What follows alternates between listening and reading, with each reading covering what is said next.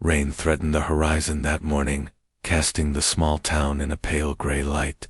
On the edge of the industrial district stood Ray's auto shop, a rusted skeleton of what used to be a thriving family business. Its faded red signage squeaked in the wind, and paint peeled from the wooden walls like old scars left too long untouched. Inside, the familiar hum of an engine being coaxed back to life echoed against the walls, interrupted only by the occasional curse muttered by the man, bent over the open hood. Raymond Ray Torres, 47, was a man built from iron and heartbreak. His fingers were permanently blackened with grease, his back hunched from years of labor, and his eyes, sharp once, now carried the heaviness of someone who'd given too much for too little. A photo of his late father hung above the workbench, the two of them, in better days, smiling beneath that same garage roof. That picture had stayed the same while everything else had fallen apart. He was trying to fix a stubborn transmission when the front doorbell gave a hollow chime. Ray exhaled and straightened his aching spine, wiping his hands on an oily rag. The shop rarely got walk-ins anymore. He expected maybe a kid from the neighborhood, or someone trying to sell cheap tools. But what he saw instead made him freeze mid-step. A woman had entered quietly, without fanfare, rolling herself in on a lightweight wheelchair. She wasn't dressed like someone from the wealthier side of town. No designer bag, no nurse by her side, no visible symbols of money or pity. Just confidence, worn like armor. A battered denim jacket hugged her shoulders. Her sleeves rolled up to reveal slender arms that pushed her wheels with practiced ease. Her posture was straight, unapologetic. Their eyes met. "I'm looking for Ray Torres," she said, her tone calm but firm, as if she already knew the answer. "You found him," Ray replied. "You're the one they say still builds cars by hand." "Depends. Who's asking?" he said, walking closer. She didn't offer a name. "Not yet. I need a car," she said. "One I can drive, fully, by myself. No pedals, just hands." Ray looked her over, not out of judgment, but calculation. He saw the strength in her arms, the steadiness in her gaze, but he also saw what she tried not to show, the tightness in her jaw, the way her fingers gripped the wheels just a little. Too hard. This wasn't just a project for her. This was personal. "You're paralyzed, waist down, 2 years. How'd it happen?" "Car accident." She looked him dead in the eyes. "Irony, huh?" Ray didn't smile. "I've been to 5 shops," she continued. "Everyone either turned me away or offered me a modified van, like I'm supposed to be grateful just to move again. I don't want a van. I want to drive." Ray crossed his arms, studying her. "You want full hand controls. Gas, brake, clutch, steering, gear shift, the whole system. It's not easy, it's not cheap, and I'm not in the business of making half-safe things." She leaned slightly forward. "I didn't come for easy. I came for possible." Ray hesitated. He wanted to say no. He had no parts for a build like this. No budget, no safety net, and only a few weeks left before the bank took the shop and everything in it. The roof leaked in 2 corners. The heater hadn't worked in months. His electricity flickered if he ran too many tools at once, but something in her presence refused to be ignored. She didn't come looking for sympathy. She didn't even ask for a discount. She came like someone who had already been told no too many times and was done asking for permission to live. He walked over slowly, crouching down to eye level with her. His voice softened, just slightly. "What's your name?" "Alina." "Tina. I gotta be honest with you. I'm 2 steps from shutting this place down. I don't have the parts you need, and I sure as hell don't have the time. But," he paused, looking at the empty corners of the garage, the ghosts of his father's legacy hanging heavy in the air. "But I know what it feels like to need something more than you can say out loud, something no one else understands. So if I take this on, I'm all in. I'll build it right. No shortcuts, no junk, but you'll have to work with me. You'll need patience, trust, and maybe a little faith. Elena's lips parted, almost in disbelief. No one had said yes in 2 years. I can't pay much, she said, voice lower now. Ray waved it off. We'll figure that part out later. Right now, we've got work to do. The moment settled in the air between them, quiet, powerful, sacred. The kind of moment that changes everything but doesn't make a sound doing it. From that day forward, the garage came alive like it hadn't in years. Ray dug deep into his stash of old manuals, design sketches, and salvaged steel. He rewired an entire dashboard from scratch. He repurposed aircraft-grade levers for steering control. He tore apart the braking system of a wrecked rally car just to find the right response pressure for a hand-operated hydraulic clutch. Every night, he worked past midnight. He skipped meals, sold his own tools to buy better parts, and through it all, Elena kept showing up, not just to check progress, but to help.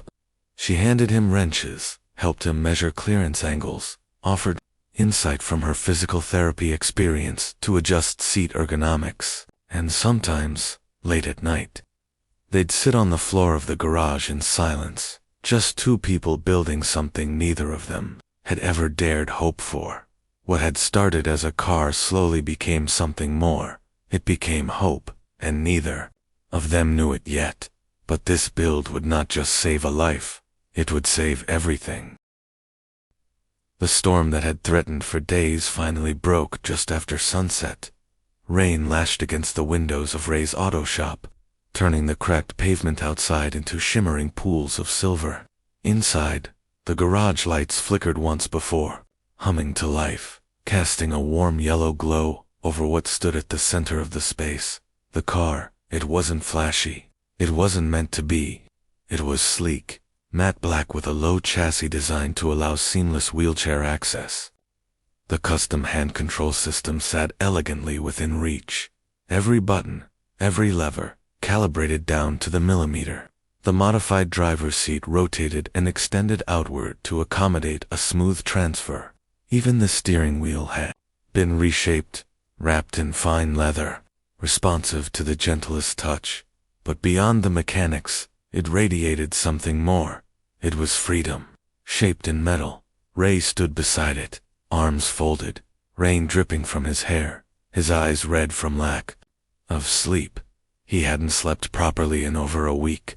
His hands were covered in bruises and cuts, his knuckles raw, and every muscle in his body ached from the labor. But he smiled. For the first time in months, he smiled. Across the garage, the front door creaked open. Elena entered, wheeling herself in with her hood pulled up against the rain. As she caught sight of the car, she froze mid-motion. Her eyes widened.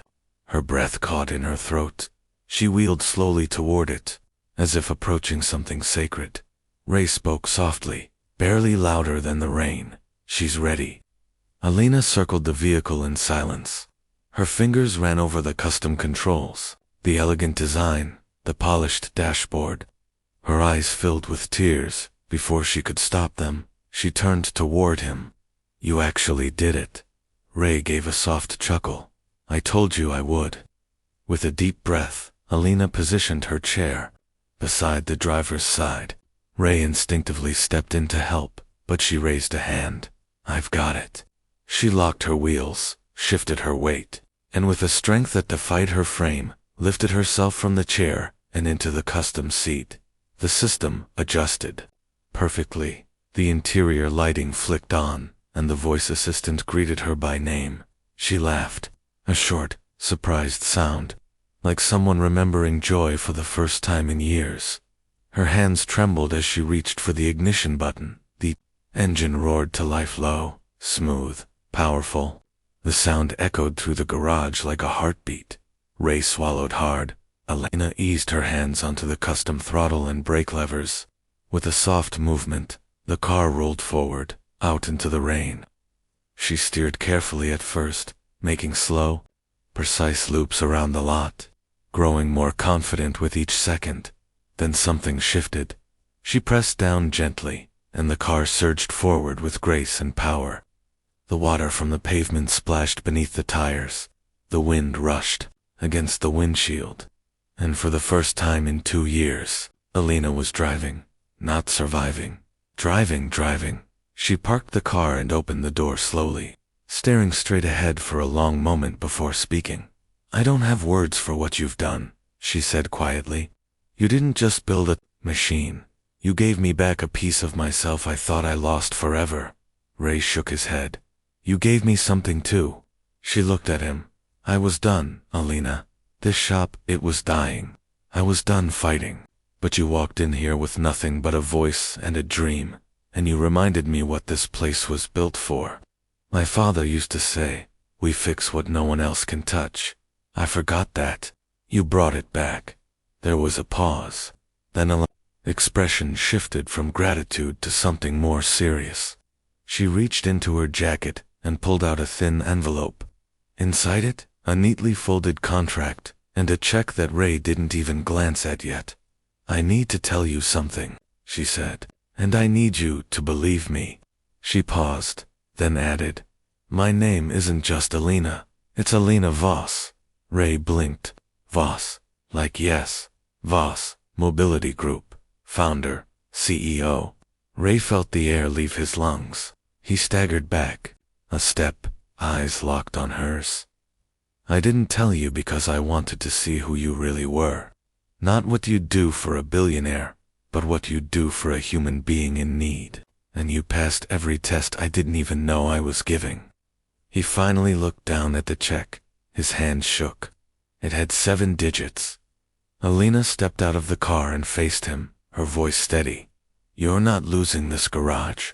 You're expanding it. Under your name, your rules. I want this place to become a specialized innovation lab for adaptive driving tech, funded fully by my company, run by you." Ray couldn't speak. His throat tightened.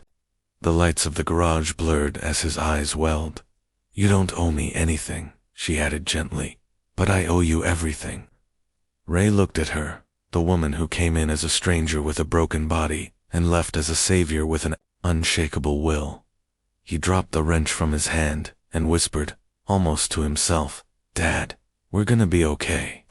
The rain finally stopped, the clouds broke, and for the first time in years, sunlight spilled through the broken roof of Ray's auto shop right onto the car that changed everything.